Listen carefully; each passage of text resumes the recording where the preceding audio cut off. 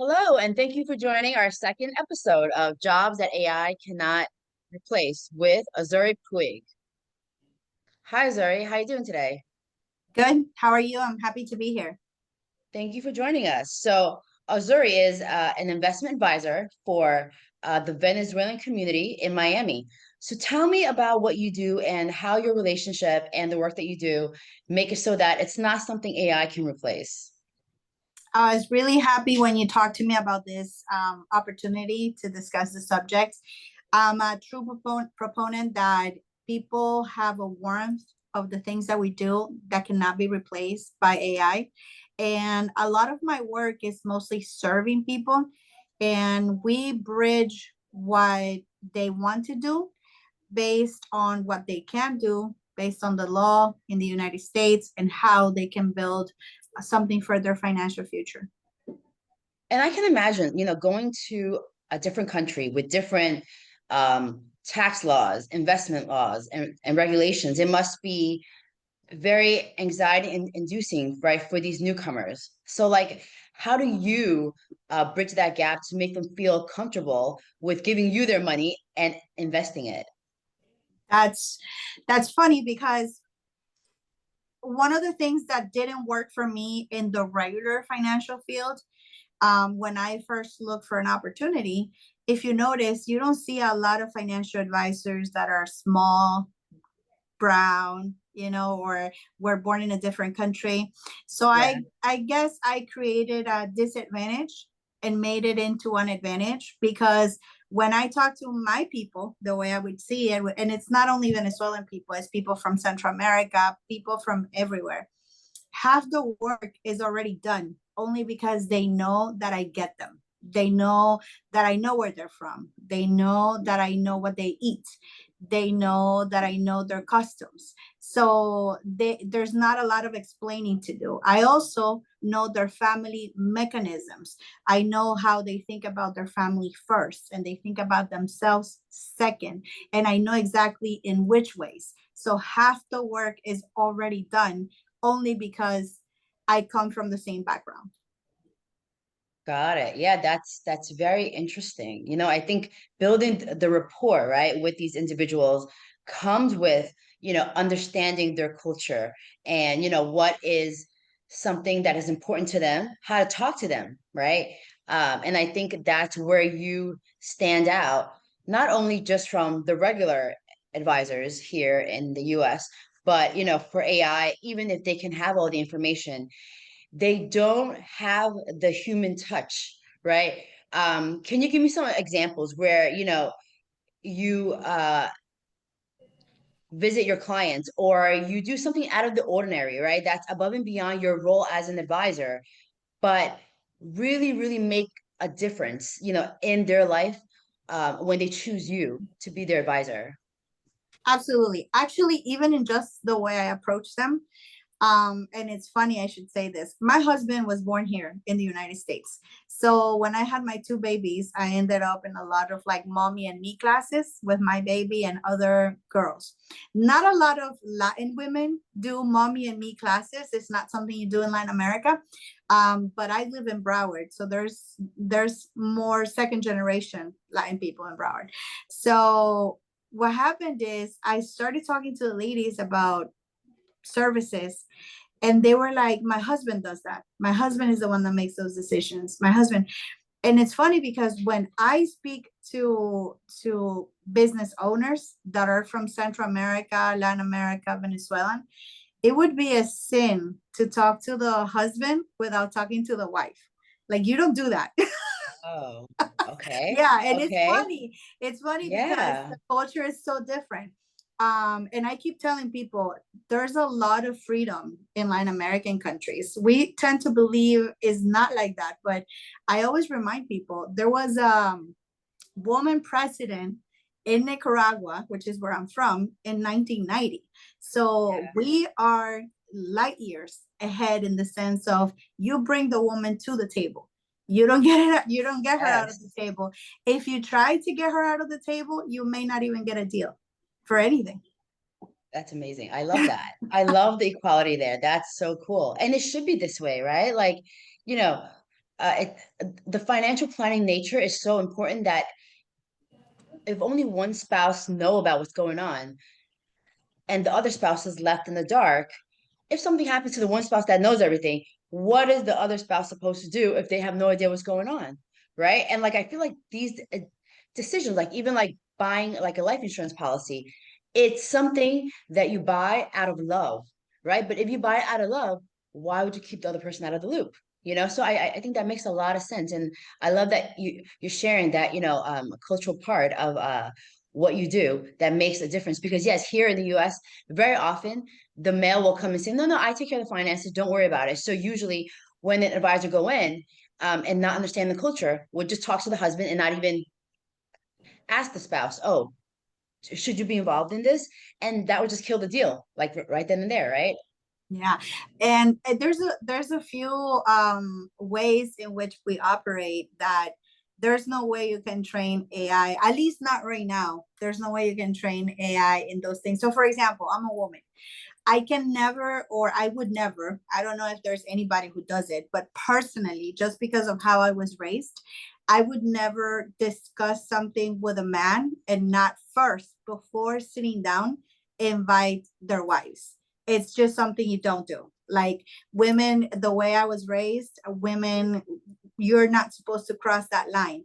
Whereas if you really think about the financial field, men will invite other men to play golf or a drink or something like that. And it doesn't quite look good to invite the wife, because then what is she going to do there? As Yeah. I think, again, another disadvantage, me being a woman gave me an advantage, because that already sets me up to where I need to have them both there, just because it feels good, it looks good, and it involves everybody. So Absolutely.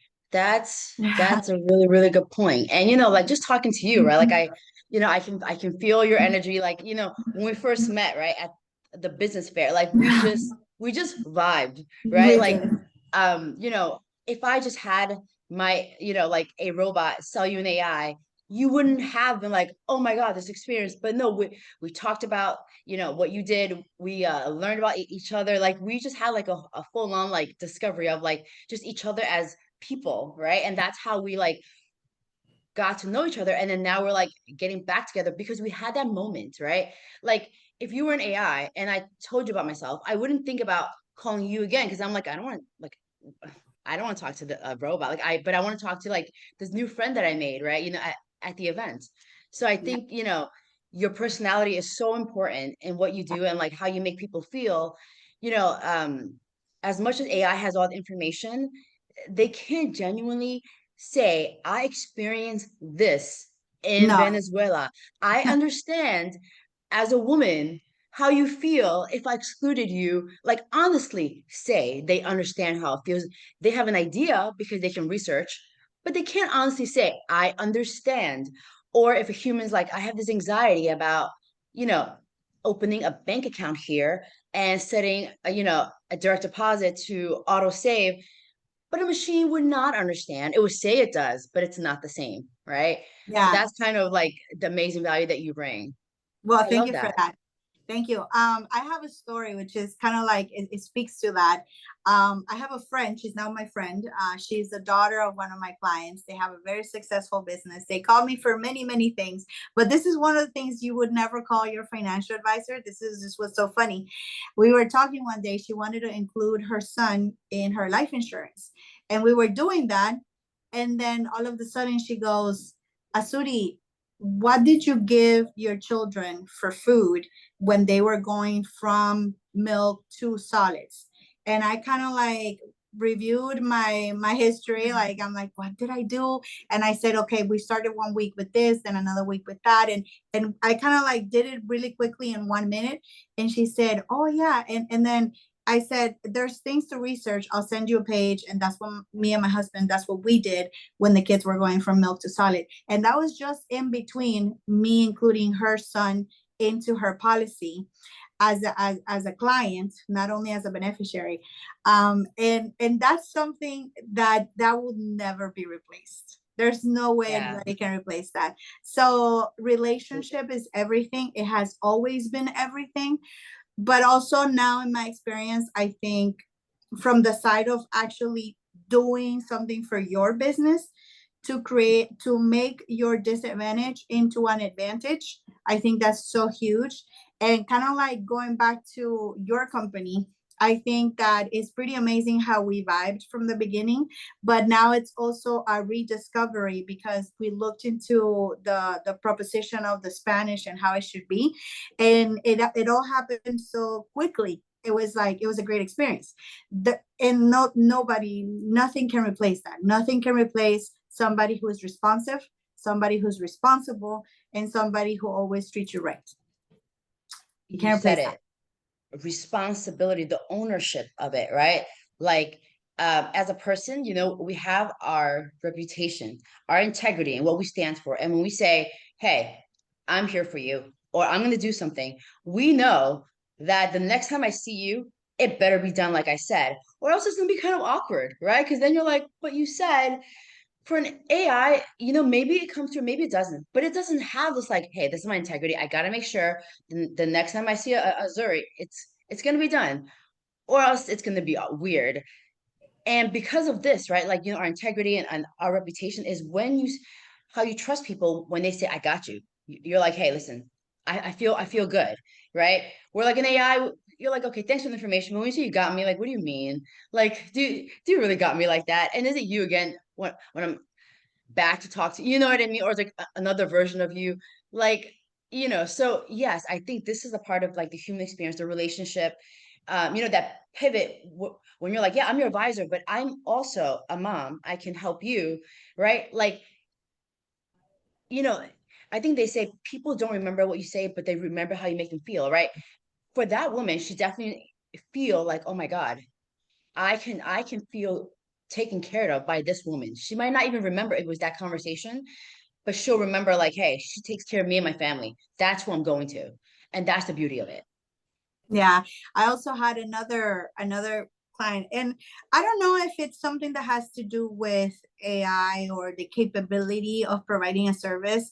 I think sometimes, especially humans, humans just want the reassurance that what I'm doing is not out of the ordinary. It's not too far away from my middle ground. It doesn't go against my values, things like that.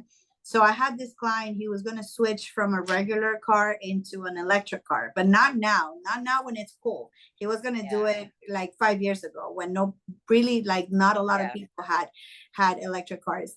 So he called me and we went and he asked me questions about, okay, how much do I have in my short-term account? And I now have a 401k, and how much is there in the long-term account? And we talked about it for like 30 minutes. And in those 30 minutes, if you think about it, normally who would you call? You would call your aunt, your uncle, your mom, your dad. But if they're not here or they don't have the tools, then you call the next best person. Now, I think Yeah. everybody's job in this world of AI is to become the next best person for your client. You need Yeah. to be the person to go for your client regarding the things that you do, and sometimes go above and beyond.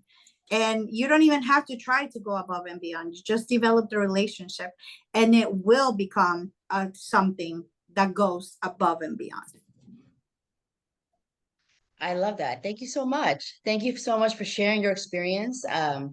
You know, I feel really good for your clients because I can see, when you talk about them, right? Like you glow and you care about them, and like you appreciate the experience that they give you as well, right? As your clients. But I'm sure it goes both ways. So thank you so much for your time. Everybody, this is Azury Puig. She is an investment advisor.